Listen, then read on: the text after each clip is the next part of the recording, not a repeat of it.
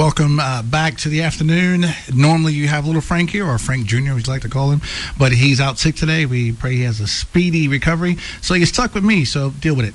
Top temperature today, 16 degrees. It's there at the moment, and the roads are all clear, so let's keep it that way, people. On the air today here, as usual, we haven't given this segment a name yet, but we might have to.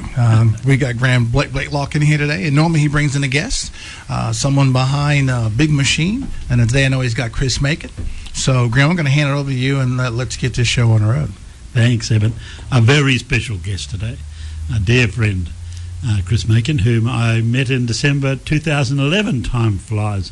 And he has, when he started as the CEO of Leading the Way with Dr. Michael Youssef, and he has, with his team, taken Leading the Way with Dr. Michael Youssef to new heights.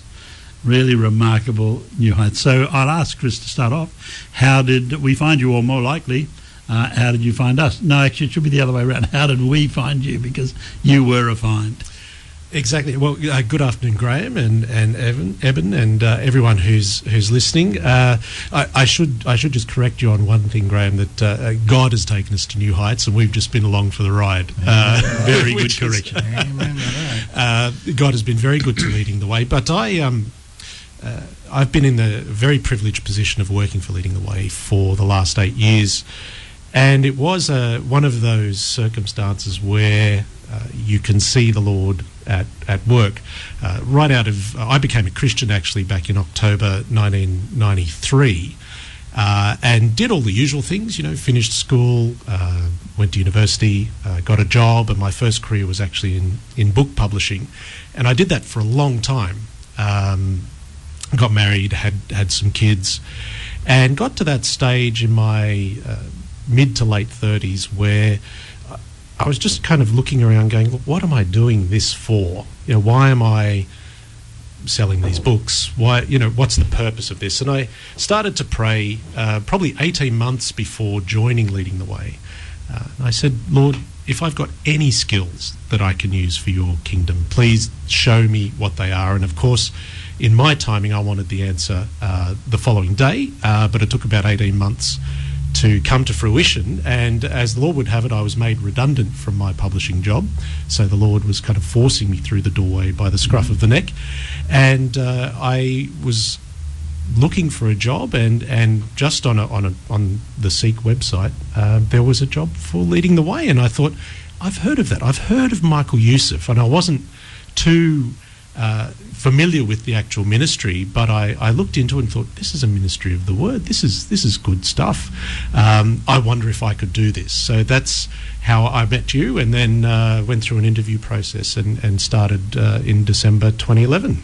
Fantastic. And of course, Michael himself has published how many books now? 35. 35, and you come from a publishing background. Yes. So that's been an asset to Leading the Way as well. Yes. Of course, we should mention there that Dr. Youssef takes nothing for those books that he donates to Leading the Way, which always impresses me. One of the many things that impresses me about Dr. Youssef.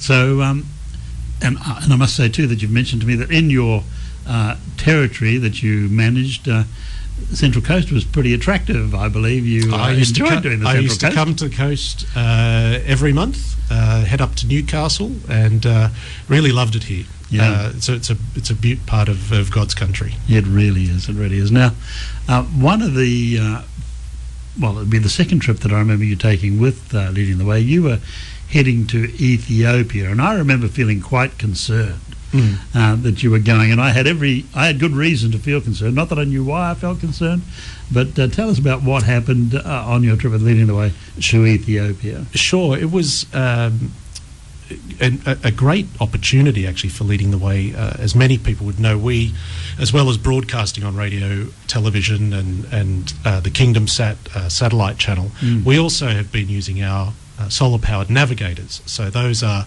little MP3 players that enable folks in far remote areas to hear God's word in their own language. And one of our partner countries was Ethiopia. We had it in Amharic and a bunch of other, the Bible as well as Dr. Youssef's teaching.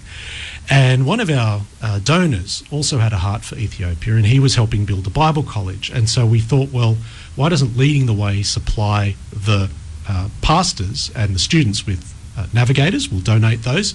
And so I went over on a trip to do that and to film that, because in northern Ethiopia, which is where they were, it was very much an itinerant pastoral ministry, much like Paul and the early apostles. People would walk from town to town, and if the town didn't accept them, they'd shake the dust off their feet and they'd continue on. And we thought, well, a solar-powered device that they can leave behind is a great thing. So we planned this trip to Ethiopia, and I ended up in Addis Ababa initially, staying actually with some friends, and I had a meeting organised with the two big evangelical denominations. And I went along to this meeting, and I'd woken up in the morning feeling a bit crook. And I thought, oh, well, that's just, I'm a bit jet lagged. So I got to the meeting, and it was a long 4-hour meeting with lunch. And I got there, and as we're about 2 hours into the meeting, I felt what was like a punch in the stomach. And I thought, oh gosh, something's gone south here. And I initially thought, well, I'm just kind of a weak Westerner. I can't hack the food. Less than 24 hours in Africa, and already I'm falling by the wayside. So I did the typical Australian thing and thought, oh, she'll be right, and just kind of pushed on, and that kind of didn't go away. But I did get used to the pain. And so I knew I had to fly up to a town called Bahida, which is up near the source of the Blue Nile, which is where the Bible College was. So I delayed that for a bit, managed to get up there and met some of our partners, and I was booked to speak at the Bible College. And all this time I was still very unwell, and I thought, this is strange. And I thought it was very odd, because when you're feeling like that and you've got a lot of abdominal pain, you feel like you're going to lose your appetite. But I hadn't, and I thought, oh, this is really weird. Anyway, being, again, Australian, I just kind of ignored it. Not a wise thing to do. But then I spent about 10 days in the north of the country, and just, as I was saying, got used to the pain. Then coming back, I went back to Addis Ababa and caught an Ethiopian Airlines flight through to Bangkok. And when we were over Yemen, I really actually got very, very sick. And it was one of those middle of the night flights, and it just fell into my head, and I thought, I think I'm dying. I actually think this is the end. Wow. Now, for myself, I wasn't that worried. I thought, I have the assurance of heaven, but I have a wife and 3 children, and I thought, no, I don't want to leave my wife, particularly with a hard life, and my kids without a dad. And the Lord cared for me this whole way, because there was an Australian woman I was sitting next to who said, you don't look very well. And I said, yeah, I'm a bit crook. And she said, well, I've got lounge privileges in Bangkok. I'll get you into the lounge and you can at least, rest. And that's what happened. And I kind of made it there. I was very dehydrated. I was really unwell. But I then got on a flight back to Sydney and walked out of the airport, and my wife and kids had come to pick me up. And my wife looked at me and said, you've lost heaps of weight, and she had known that I'd been sick. And I said, yeah. And so I got in the car and we drove home, and I fell asleep in the car. And then the following day went to my doctor. And by this time it was a good 10, 11 days since that initial pain. And so my doctor started to poke around and prod, and I was used to everything by then. He said, oh, you could have some kind of parasite, or, things that people generally associate Westerners getting in Africa. And he said, look, yep, and did a bunch of tests, and he said, you're not getting better. So he sent me for a scan. And, once you've been to see a specialist or you've been to see a doctor, you start to feel a bit better. So I kind of chuffed off back home. As I put the key in the door, my doctor was on the phone, and he said, you have to get to hospital straight away. Your appendix ruptured 10 days ago in Ethiopia. You're in grave danger. You've got, a lot of problems. So that kind of refined what I was going to do for the rest of the day at that point. And I went off to hospital, and praise God for Australia and our medical blessings that we have here compared to many other countries, because I was straight into surgery, spent 6 days in hospital on, had surgery to remove the kind of exploded remains of my appendix, I think.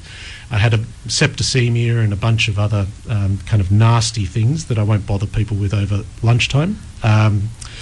But it then, that was kind of a really strange experience for me, because I thought that I just, was a bit sick. But what I actually was gravely ill. And I was sitting up in the emergency department, and the specialist came in, and he looked at my scan, and he looked at me and he said, "How are you sitting up? You actually should have died possibly within 6 hours of that happening.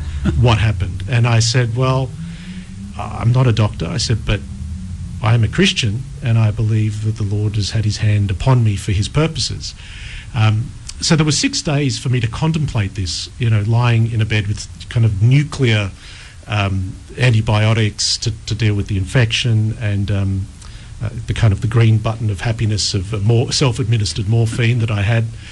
And through that time, the Lord, I started reading the Bible again, just going back to some of my favourite scriptures and going, why have I survived this? Because the doctors were saying you shouldn't have.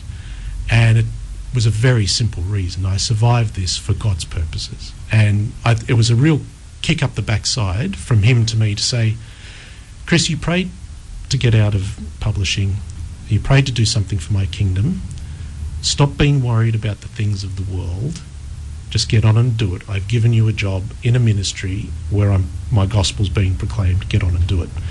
And so that's what happened. And it was one of the most, outside of my actual conversion, one of the most important experiences of my life. And I look upon it as a fantastic trip. Despite it being an explosion of your yes, that punch in the stomach. Amazing. I mean, no wonder you say that it's God. It's done. What he's 100% done God. Yep. Okay, we're back with Chris Macon and Graeme Blakelock. Interesting intro. That was interesting. I'm sitting back going, okay, you should be dead. So definitely God's got some plans for you, which he did. Yeah, amen. Absolutely. So let's kick it in right there, and let's pick it up from there, because that was a fantastic opener. It was a remarkable story. And it didn't put you off travelling, though, Chris, because since then you've been to Lebanon and to Jordan, and you're still travelling. You're still travelling with Leading the Way. And Indeed. Well, it's actually a privilege to travel on the Lord's work. And when we do travel, the purpose is to collect stories of what God is doing through the ministry in those parts of the world, because we're in about 190 countries. But as many people know, a specific focus for Leading the Way, because of Dr. Yusuf being born in Egypt, is to take the gospel into the Middle East, and particularly to present the gospel to Muslim people. And so a lot of my travel has been around that, like collecting those stories with our global team, but also as part of our stewardship, that the funds that are given faithfully by Australian donors, that we're using those in the right way when they intend them over there. So, that has led me on a few occasions to be in the Middle East. And I've, as an Australian, growing up, I grew up in a place very similar to the Central Coast, down in Wollongong, which both places are just wonderful places for a child to grow up. Yeah. But we're not exposed to some of the harder things of the world, and I think the travel that I've done with Leading the Way has been a wonderful blessing in making me thankful for what I have each day in the Lord. Yeah, and you've had some interesting people that you've met in Lebanon and in Syria. Tell us about some of the people that have come to the Lord or been influenced by Leading the Way with Dr. Michael Youssef when you have been travelling. Sure. There's a couple that spring to mind initially. The first of those would be when I was with our field team in Jordan, and this is post June 2014. So folk will remember that June 2014, ISIS moved into Raqqa in Syria, and then swept really in a revolutionary way right across that part of Syria and then into Iraq. and actually vanquished many Christians or killed them from towns like Mosul. So leading the way under the leadership of Joshua Yusuf at that time and Dr. Yusuf set up field teams to minister to these folk, particularly to help persecuted Christians, but also to bring the gospel to those Muslim folk who were finding themselves on the wrong side of ISIS. And so I travelled with our team in Jordan, where we had a number of safe houses. And in one of these houses, I met a family who had arrived, I think, about 3 weeks earlier. They were living in a really rundown part of Amman, Jordan. And there was 3 families living in kind of a 3-room apartment. And we went in and we'd been providing material assistance for these guys, food and blankets and things. And we'd just signed a lease effectively for a new safe house that would fit them all. And so we went to say good day to them. And we walked in and very warmly welcomed, and we sat on the floor with them. And there was one guy sitting with his back to the wall, and he didn't get up immediately that we walked in, which was unusual.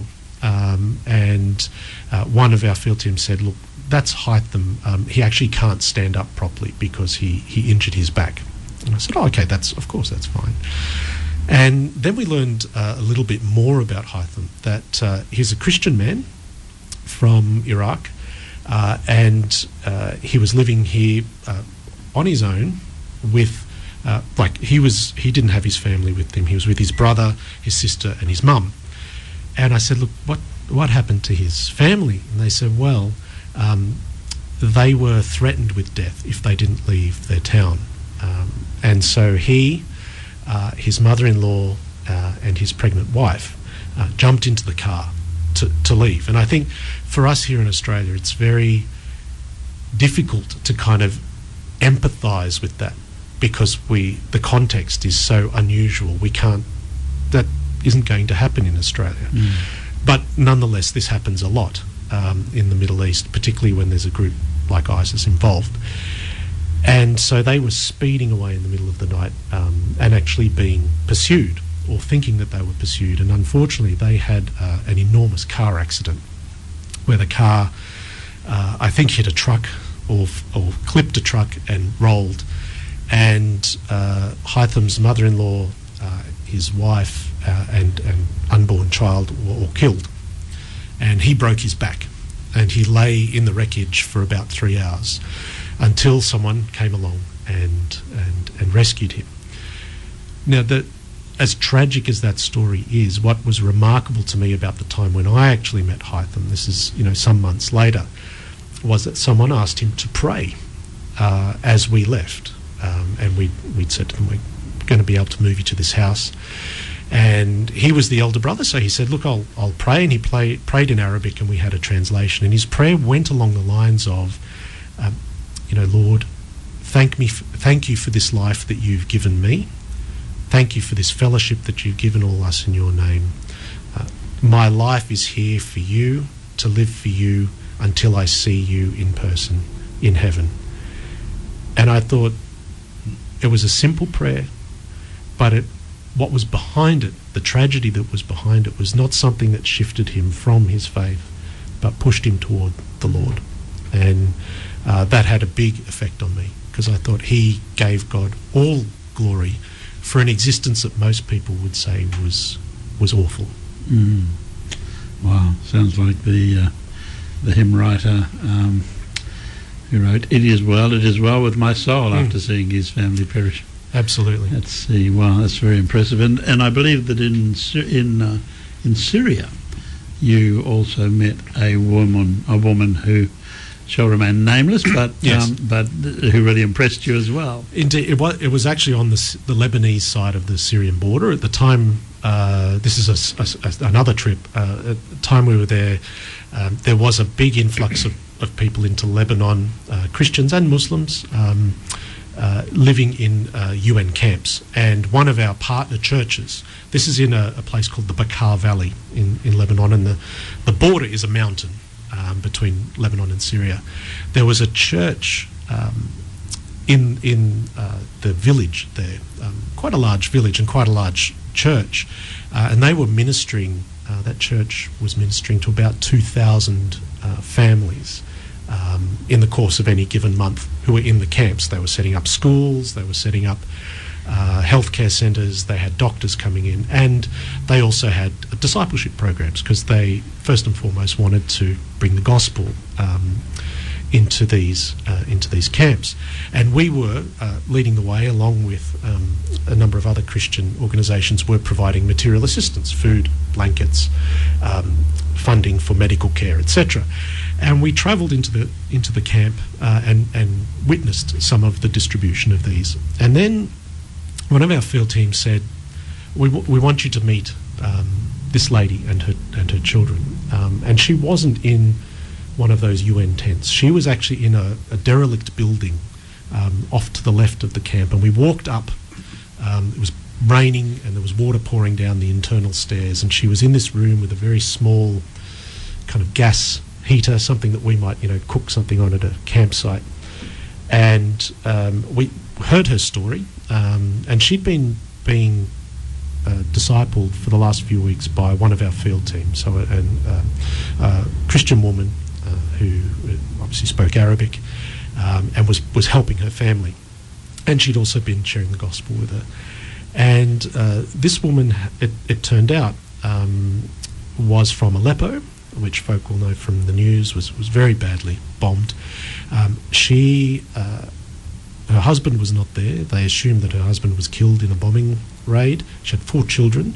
They managed to get a car to Damascus, and then made their way pretty much on foot over the mountain to safety, relative safety in Lebanon. And we came in at this point, and this woman just wanted to say thanks for the things that we'd provided. There was only a few of us there. And then she was talking to our field team member, and our field team member said, "I'm just going to pray with her." And what she was praying was her conversion. At that moment, that woman gave her life to Christ. And if you look at there's a video of that on, I think on Leading the Way's website still, with faces kind of pixelated and things, but it was an extremely emotional thing. You almost, felt like you didn't want to intrude at all on this. But I was very thankful for the fact that, I'm constantly reminded of Romans 8:38 in these, that there's nothing in all of creation that can separate us from God's love for us in Christ. Not even our own sin, but not even horrendous circumstances that these people find themselves in. And, this woman was a remarkable woman, and is still going well in the Lord from what we hear, still being ministered to. I think she now has better accommodation, and her children are in school, and one of them is working.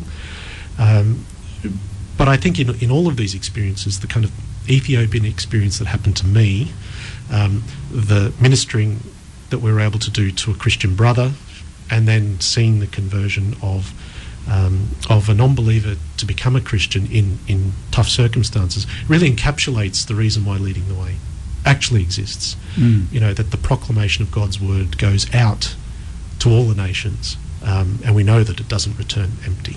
And he gives us tasks to do in his name while we await Jesus' return. Just a couple of thousands of stories for how many thousand broadcasts per? Oh gosh, 14,000 per month or per week? Per month, I think. Yes, depending on how many stations are actually running at the time. Most recently, we had one of our guys in Iraq send us.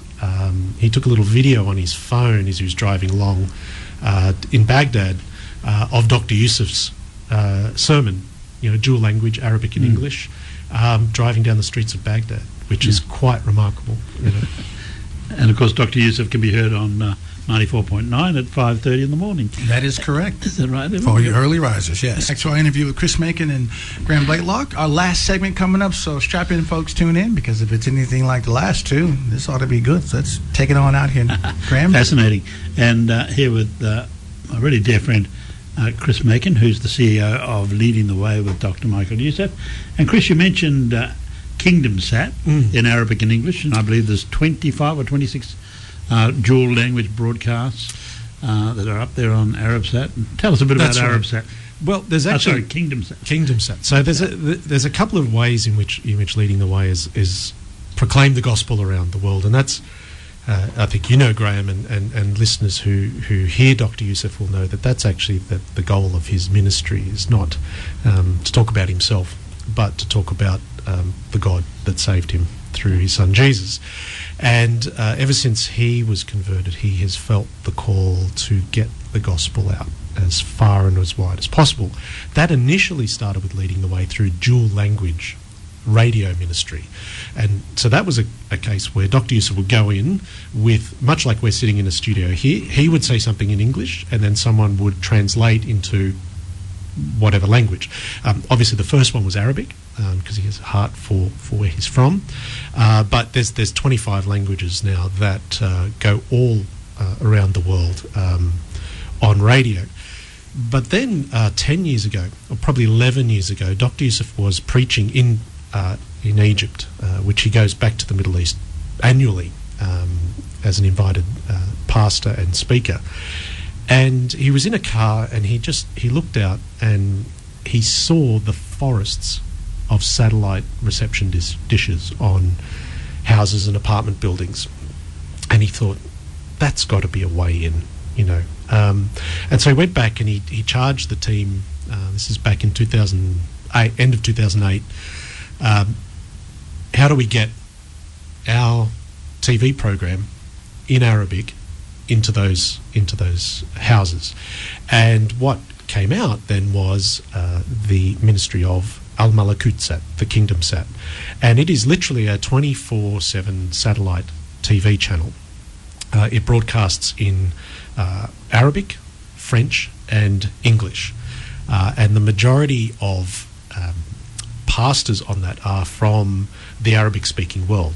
They're hand-selected by Dr. Youssef because he is very keen that the people who are proclaiming the gospel on that are preaching the whole counsel of God. One thing the channel doesn't do, or there's a couple of things the channel doesn't do. One, it doesn't denigrate any other religion. We're not there to be polemic. We're there to present the gospel of Jesus Christ in the language. And the other thing it doesn't do is it actually doesn't ask for money. So the idea is that much like the friends who lowered their friend down through the roof to meet Jesus, we see the Kingdom Sat as the same kind of metaphorical model where the gospel is coming in through the ceiling, through these satellite dishes into homes. And there is an increasing, we're talking in the tens of thousands, every month of people who are responding to that. Some of those responses are very hostile, as you can imagine, but others are extremely warm, and it makes you realise that although we sit, here in Australia or over in the US where our head office is, God has provided the technology for His people and His kingdom to grow within basically a hair's breadth from each other. Distance is, there's no tyranny of distance in the proclamation of the gospel when you go in through the airwaves. And it's actually this year the 10th anniversary of the Kingdom Sat. And so there's a number of things happening. One is Dr. Youssef will actually be speaking at Casa de Barra Church later in the year, which is the church on Tahrir Square, which folk will remember from the revolution that happened there in 2011. But additionally, our team here in Australia, we are looking at putting the Kingdom Sat on the Optus D2 satellite here in Australia, and that's through the provision of funds through God's people. And we stand with Dr. Youssef in saying that we must be focused on proclaiming the gospel and discipling new believers. And we have many people who have fled to Australia, rightly, from persecution, whether they're Christian or Muslim or atheist or, agnostic. We don't want people just to have physical freedom, and we do welcome them, but we want them to have true freedom that comes through Christ. And the best way to reach folks sometimes is through a broadcast that comes into their home. And so we're looking at doing that hopefully in September here in Australia. We're just going through some contract negotiations at the moment. But prior to that, what we've done is we've promoted the live stream that's on their website. In fact, we promoted that through some letterbox drops in particular parts of Australia where there's a lot of Arabic speakers, and we had a great response. So we feel like that was the kind of sowing of the seed to enable us to then be confident that to put a broadcast on in Arabic, French and English in Australia was going to actually reach a harvest for the Lord. But you mentioned Nilesat and Arabsat, and Nilesat is one of the big satellites that covers the Middle East region, and that's out of Egypt, and it was okay for us to get on that.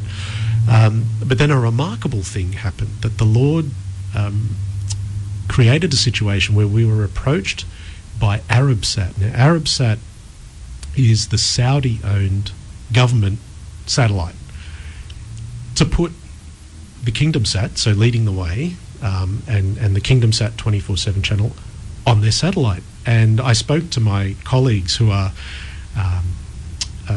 Arabic-speaking Christians, and they said, look, we weren't even praying for this. This is a remarkable thing. And we thought, well, fantastic, God, you've opened the door. Yes, we'll take that up. And one of our colleagues, who you know, he's a fairly bold chap, and he just asked the guys who were running the satellite, why do you want us on the channel?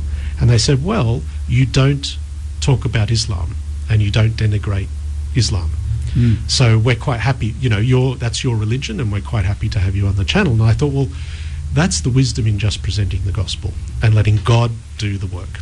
And that's basically been the case for 10 years. Yeah. So it'll only be heaven that'll give us account of the influence, the number of people. Absolutely. In places like Saudi Arabia. Yeah. Of course, Egypt, and the influence of Kingdom Sat in Egypt, even during that revolution. I haven't got time to talk about it, but it's extremely impressive. So the dual language, French, Arabic and English, will also be broadcast. We're in Australia on Kingdom Sat. We're and of course around the world online. Yeah, well, the channel itself will be on completely once we get these things finalised. In terms of the contract, that'll be on completely, and you need to have a reception dish. So it's a satellite television platform. But many folk who immigrate to Australia do have these satellite dishes, so that they can plug into news from home. Right. And so we will take a slice of that and a channel on that, and be promoting that right around Australia. A lot of the farmers in the outback will have satellite dishes. Absolutely. Yeah. Oh, okay, that's good. Yep, absolutely. And I sometimes you think, well, the media, are we one step back from being a church ministry? And I think no, it's both and. Sending the gospel out, and particularly, Eben, as you say, in a country like Australia that is so vast, often we get mail and contact from people who there just is not a church anywhere near them, or it's 3, 4, 5 hours away. And for them, their local Christian radio station or the satellite station that they can get onto is the means by which they have church, the means by which they grow in their Christian faith. And, that's why stations like Rhema Central Coast are so important, because God is saying, I have many people in this region and I want them to hear my word proclaimed each day, and I want them to be built up in their faith. Let me add 2 more categories in there too. The seeker. Yep. We have a large non-Christian population here. And the hurt. Yep. A lot of people don't want to step back into church because they've been hurt. Absolutely. But we're their lifeline, we're their connection. It's the same as a salad dish. Absolutely. Exactly. Absolutely. And one more category, the person who can't afford their family to know that they're actually listening, or they'll be hurt. That's true. That's true. Yeah. Yes, that's true. And it is, we know that to expect persecution for the gospel, I think. What I've experienced through working at Leading the Way is is seeing that actually played out. When I became a Christian way back in 1993, I think the worst kind of persecution is that your friends or family might think you're a bit weird, and they might say, oh, you don't do what you used to do, or you don't swear or whatever, and you're a bit odd. But for our brothers and sisters and those who are converting in other parts of the world, it literally can mean a death sentence. And there are many, many cases of people that our team have been ministering to where people have lost their lives because they won't recant their faith in Jesus. Yeah, and online, of course, gives anonymity as well. And you told me that the bus back ads on buses around Sydney see a spike. Yeah, we did. We thought we would just kind of try and be a teaching program for the community. So we'd reach out to various communities through just telling them that our show was on. And we saw a great spike in people. I didn't know that this was on there. And we use a lot of social media as well to promote our broadcasts. But it's really, as Evan said, it's reaching the different categories of people that you may not see walk through the doors of a church. And sometimes we can be, I was converted because a friend of mine saw that I was in trouble and invited me along to his Bible study group. And in a way, we can be that for others. We can be the friend inviting them to a relationship with Jesus by proclaiming the gospel to them. And I love your illustration of the gospel coming down through the ceiling into places where if you even knocked on the door, you'd be risking your life. Absolutely. Yeah. Amazing ministry.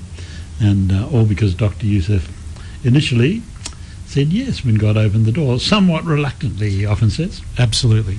I would just very quickly add that Dr. Youssef is a remarkable fellow, but he very honestly says, he said to me once, Chris, I'm the guy that God has to grab by the scruff of the neck and shove through the door. He said, like many of us, I'm reluctant to sometimes step out in faith. He said, but God provides the way, and he's never let me down. Amen. Amen. Well, thank you for coming in. Appreciate that. Pleasure. I know we got about a minute or so left. You want to give us an update of who's coming next week and the week after that? Yes, certainly. Next week we have Nathan Brown, who is the CEO of the Christian Media Arts Australia, and he was the first CEO of Leading the Way with Dr. Michael Youssef, as a matter of fact, nearly 20 years ago. And after that, my very own son, Jason Blakelock. And what does Jason do besides, what you say?